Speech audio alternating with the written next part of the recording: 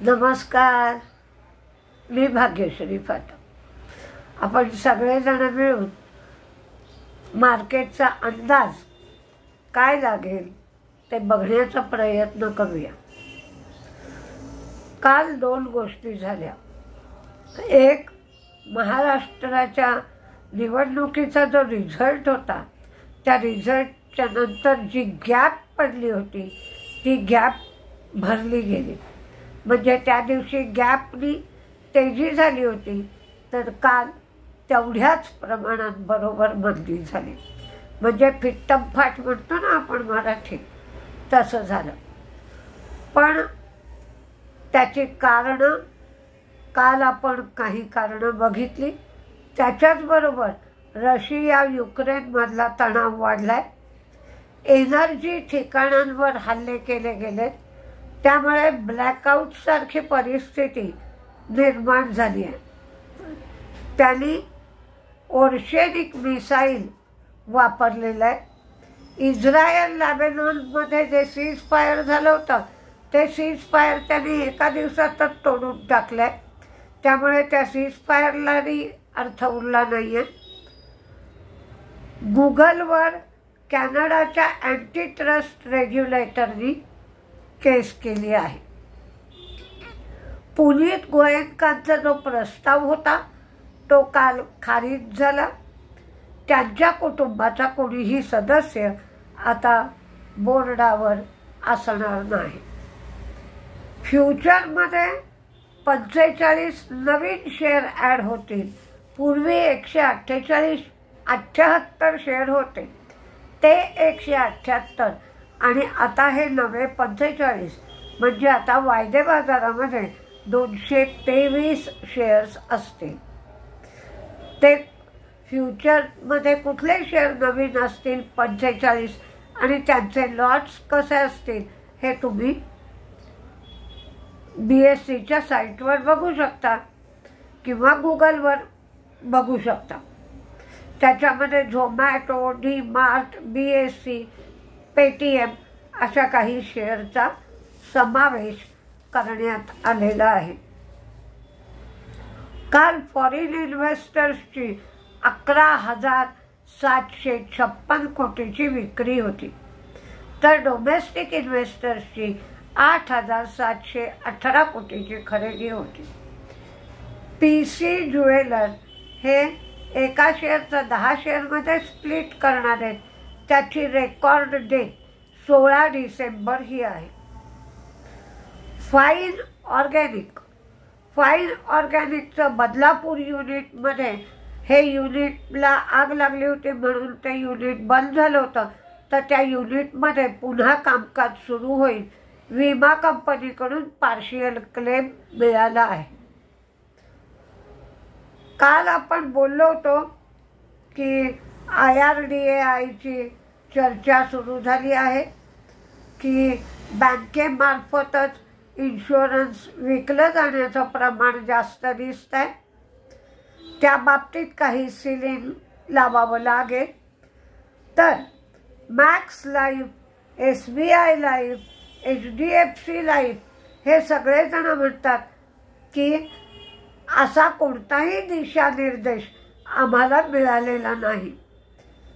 फक्त IRDAI त्या बाबतीत चर्चा करते, फीडबॅक घेते, पण आम्हाला तसं काहीही कळवण्यात आलेलं नाही।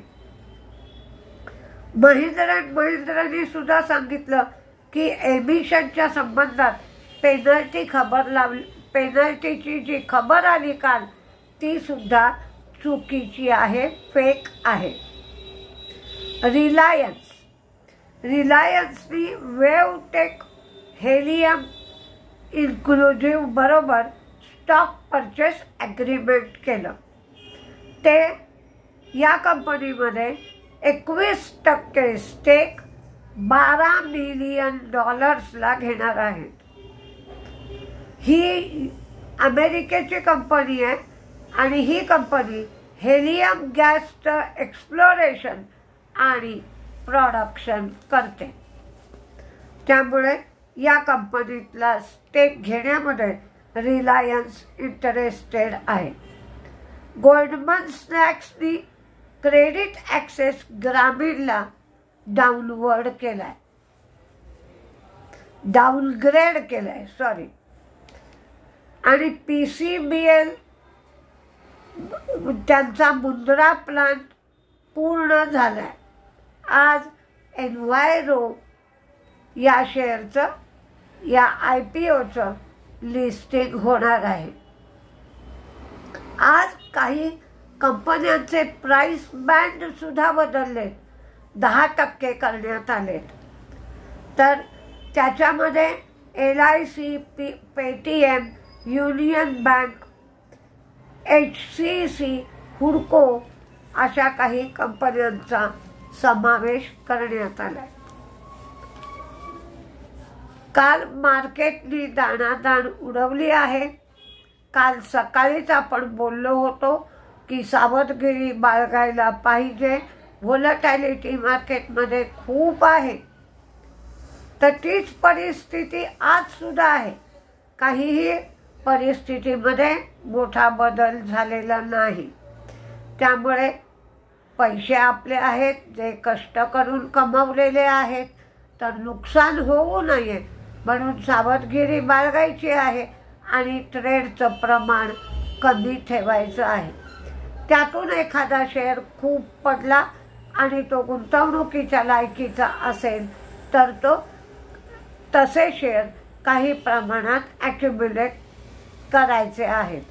जर आपल्याजवळ असणारं भांडवल किती प्रमाणात आहे त्याचा त्यावेळेला विचार करायचा आहे. कारण 24,000 पुन्हा तुटला की किती मार्केट खाली जाईल हे सांगता येत नाही. आज तेजीमध्ये IOB, कालसुद्धा IOB चांगला चालला होता.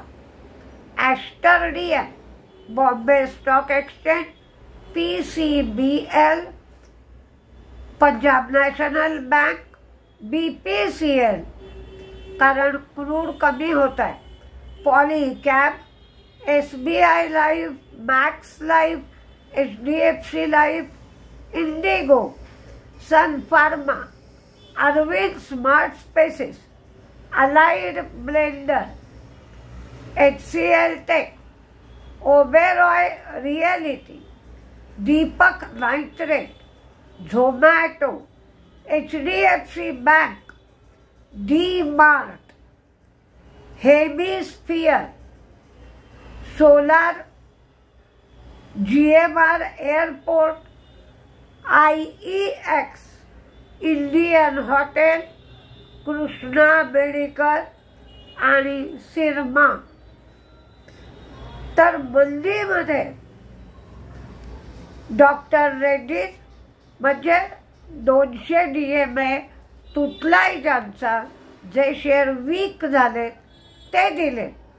तरी पण तुम्ही लक्ष द्या, मंदीमध्ये डॉक्टर रेड्डीज, लाल path lab, HDFC, AMC, NTPC, PI industry आणि काल बजाज ऑटो, बजाज फायनान्स पुन्हा पडले.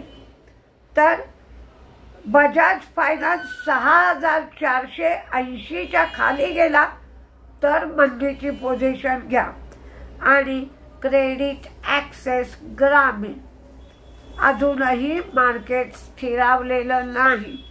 इन्व्हेस्टमेंटसाठी शेअर गोळा करायला संधी आहे, पण अगदी छोट्या प्रमाणात गोळा करा आणि ते शेअर मी 1 वर्ष ठेवणार, 2 वर्ष ठेवणार असं करू नका.